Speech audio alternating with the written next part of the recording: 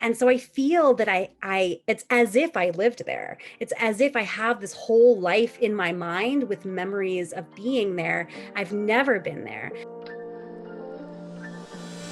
My name is Nadia, and I'm a Brooklyn-based artist, filmmaker, and the host of Sahtain. I use art, food, and healing spaces to redefine what it means to nourish ourselves. As a Palestinian-American living in diaspora, I connect to my roots through our cuisine. There are many others like me who grew up far from our ancestral lands. You could call us third culture kids. The scents, tastes, and unique memories made in the kitchen ground us and connect us to each other. Come with me on a journey of remembrance as we explore third culture kitchens and the plant allies that bring us home.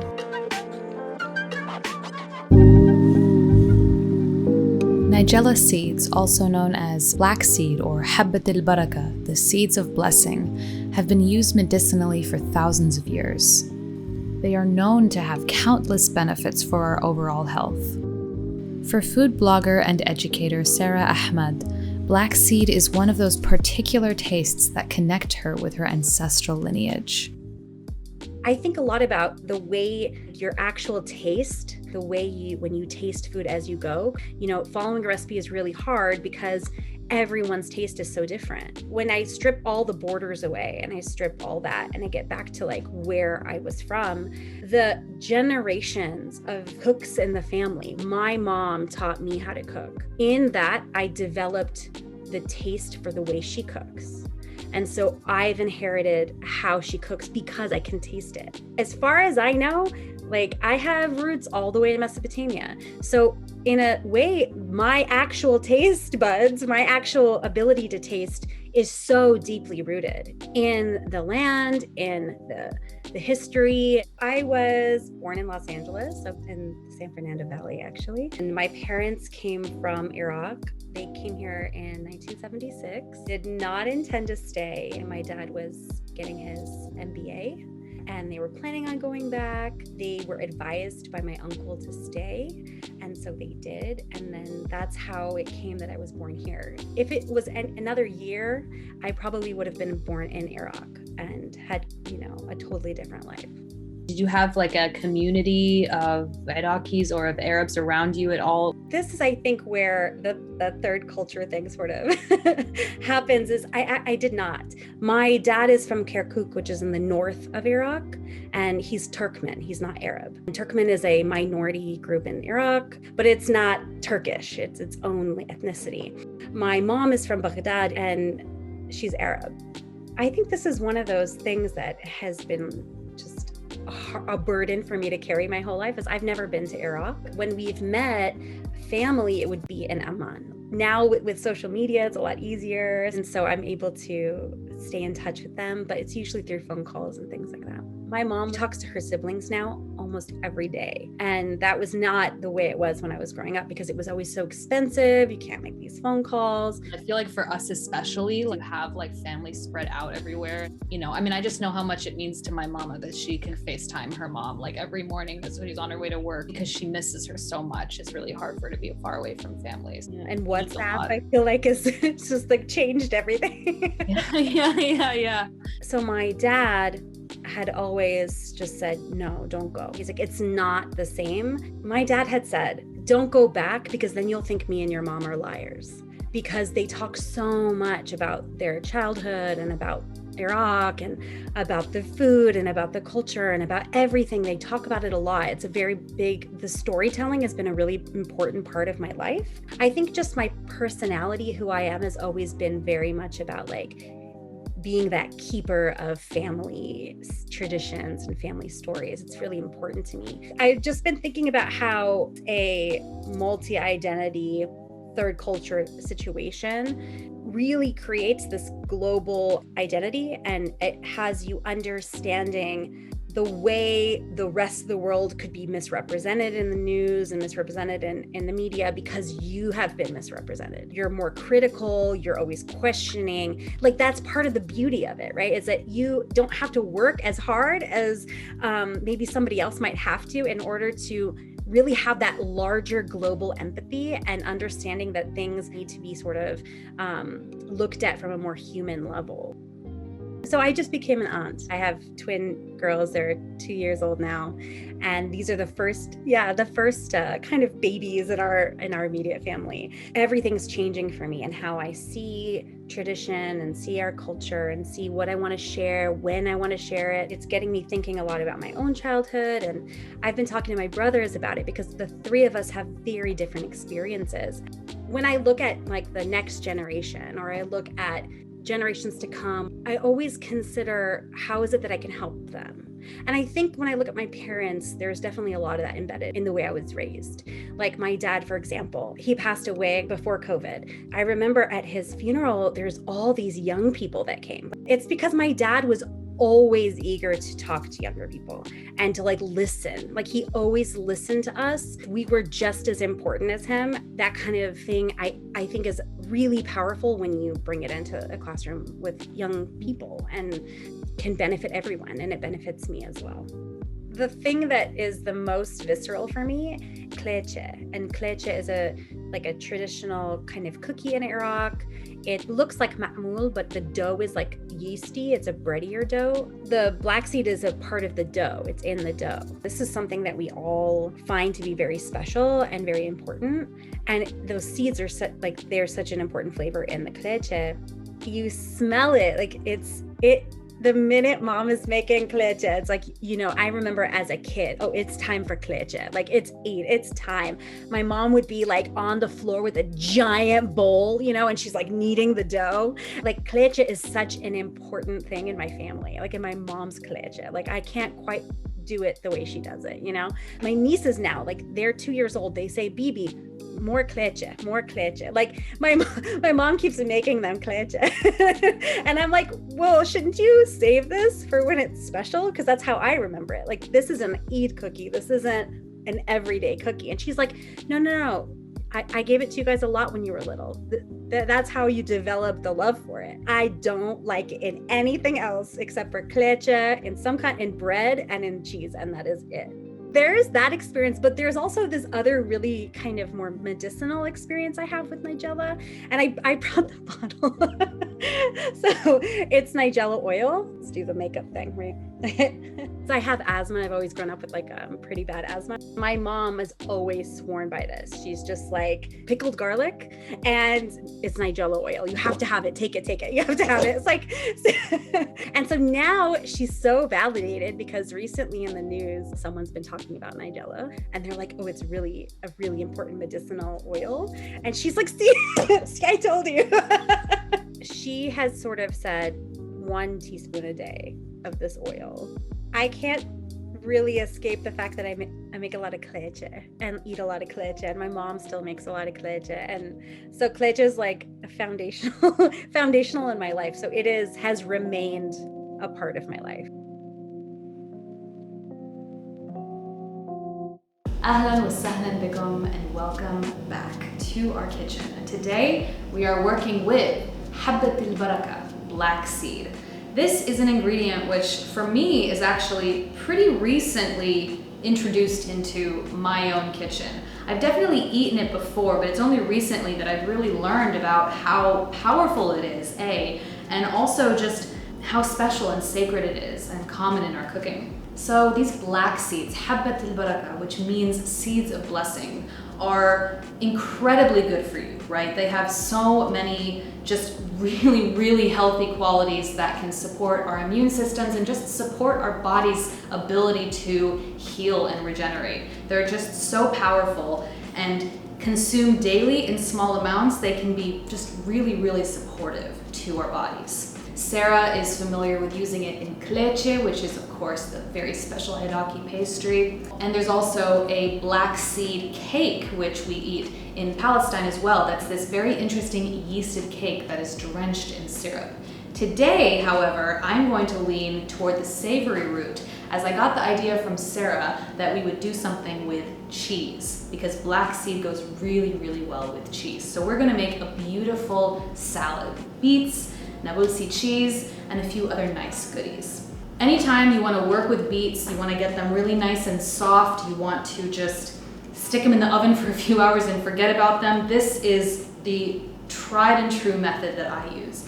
I like to use a layer of parchment paper and then a layer of aluminum foil. I'll put my beets washed right inside whole. We'll drench them in olive oil, sprinkle salt, and I also like to put some garlic cloves still in their skins in with them so that they get really nice and roasty. I put them in the oven at 400 degrees, and depending on the size of your beet, you might leave them in there from an hour to 2 or 3 hours. Sometimes you work with a really, really big beet, and it takes a while for that root vegetable to really become tender and soft in the middle. It's one of those things that you really can just put in the oven for a long time and forget about. And once it comes out, it steams, you open the package, I run it under some cold water, and then once it is cool enough to touch, all you have to do is peel the skin off with your hands, and it comes off very easily. And you end up with these beautiful, ready-to-go, soft beets that you can just chop and eat, just like this. So that has already been prepared for us. But what of the garlic cloves? So the garlic cloves stayed in their skins, and they're covered in this beautiful beet juice. So I'm going to be using these to make a dressing for our salad. The garlic cloves have fully cooled down. They're not too hot to touch. I'm going to squeeze these into the pestle mortar directly. With these 6 beets, I put about 12 garlic cloves. Yes. And if any of your garlic cloves ended up getting a little bit harder in the cooking process, depending on how long you left them in, you can just eat them as a snack. And then into my dressing, I'm gonna add some olive oil. We'll add about a 1/4 cup of olive oil, maybe a little bit less, and mush it up with our garlic so it just becomes this roasted garlic olive oil goodness. There's a lot of flavors going on in this salad, so I'm not really putting together a very strong dressing to go with it. It's not something where the dressing is the one star that really ties it together. In fact, the black seed brings a level of nuance that's really going to deepen this flavor. So I have with me some Nebelsi cheese. So this is a cheese that is stored in a brine. So it's very, very salty. It's a semi-firm cheese. You can melt it or you can eat it straight. What my mom and I like to do in our house is, because it is a very, very salty cheese, we like to usually just dim it down a little bit. So what I'm going to do is pick out a few pieces of cheese that I want to work with. Hello! Welcome to the world, you've been birthed. Good morning. Oh! And typically, for this, I think I'm going to use 3. Store the rest underneath the brine.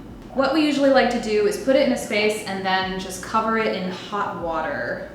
Just regular hot water, which will draw some of the salt out and just tone it down a little bit, because it is a very, very salty cheese right when it comes out of that. But also give it a taste and see what you think of it, and you do you. While that's just sitting for a bit, we can get the rest of our ingredients in our beautiful salad bowl. So I have my gorgeous beets. You can cut these in any way that you would like. I am going to cut my beets probably into little half-moon slices.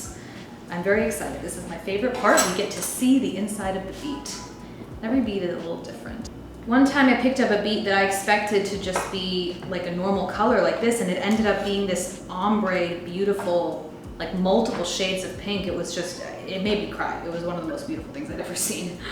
So for this, we're gonna cut it into half moons. Oh my God, the colors, look at that. Y'all, like, so pretty. Like, I'm looking through the window right now and I can see it's just this bright, bright pink. It's so beautiful. If you're not big on beets, I would really give roasting them this way a try, because once they are cooked here, they're just super, super soft. They do have a very earthy flavor that can go well with so many different things. I mean, it goes really well with cheese. It can be made into a really nice dip. It goes really well with garlic. I think beets are often underappreciated. So this is a salad that, if you didn't want to use Nebelsi cheese, you could probably use a goat cheese or a feta cheese if you liked. I really wanted to stick with this theme and use this iconic cheese. Let me just rinse my hands. I almost wore white for this shoot. And my team was like, absolutely not. A what? You're working with beets? No. I'm very glad I listened. We have our beets, and now what do we want to add to our beets? I have this beautiful pile of greens. We have some mixed salad greens, some arugula. I'm just gonna add this on top. We're gonna mix this all together in the end, of course. I also thought it would be very nice to add some pickled turnips. Just adding to that pink color, and also it's gonna give quite a pop of acidity that I think will be really, really nice in this. So I'm gonna add these just the size they are. They'll work well with the size of the beets. Let's just put a few in here. And also will be nice for the dressing to use a little bit of this liquid, so we'll do that. Oh, look at that color. Nature is this color. Nature is pink. This is just natural. I'm also going to add a red onion because we really like that little onion pop. If you do not like raw onions in salads, go ahead and leave this out. But I like to use red onions because they're quite mild. It's definitely what I'm used to in my Palestinian household. Let's toss this up. Now I'm going to cut the cheese into little bite-sized pieces. It's taken some time here. It's definitely lost some of its salinity.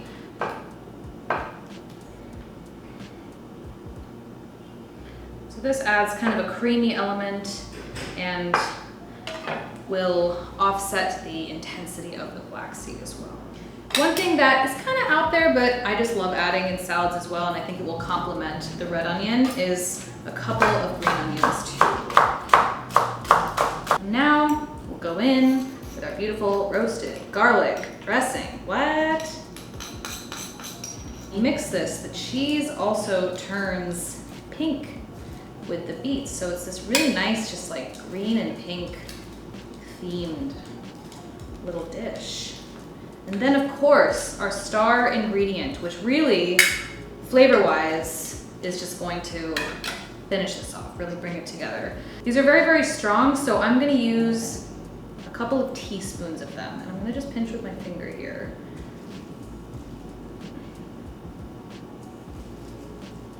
Use maybe 3 teaspoons of these seeds. I was inspired by this and inspired to make this after learning about how these seeds really go well with cheese. So let's just try a little bit and see if we want to add any salt, if we want to add any more black seed. Get some cheese, get some greens, get a beet.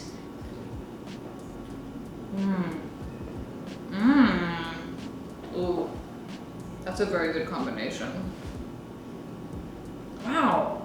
For this salad, we really don't need to add any salt to it because the cheese is really our source of salt. And those beets have just been so beautifully roasted, and you get that little hint of roasted garlic in the dressing. What a beautiful little salad dish. And you get to incorporate a very, very healthy element, which is our dear friend black seed. I actually like to consume these every day in my smoothies. I'll put about a teaspoon in, and it just feels really good. I just know that I'm putting something really, really special and really just nourishing in my body with these. And what a gift that we get to work with them. I would love truly to hear your suggestions or ways that you like to use this very special seed in your cooking. As always, alf alf sahteen, and I will see you next time.